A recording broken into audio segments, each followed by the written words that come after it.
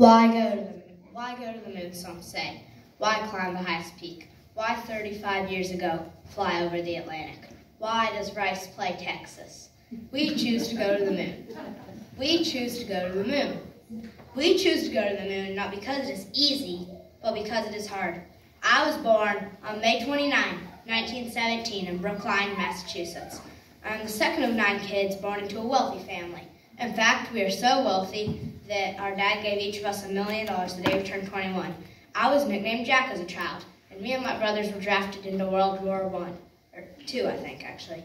And I was on a boat, and me and my crew were rammed by a Japanese gunboat, and we were going down fast, but I fought faster and saved my crew, and I even got a shiny little medal for it.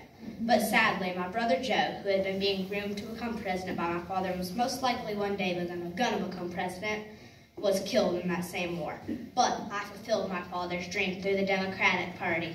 My vice president was Lyndon B. Johnson, and I was married to Jacqueline Lee Bouvier.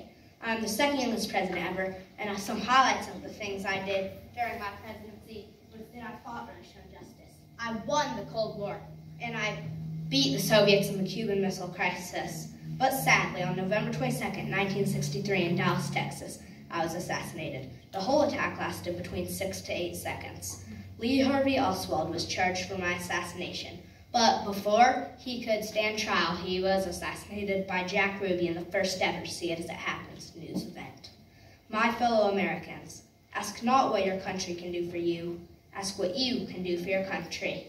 Probably the most famous, inspiring, and moving words I ever spoke. But on top of that, I saved my crew.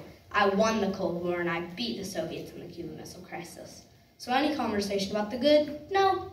The great face of history must include John Fitzgerald Kennedy.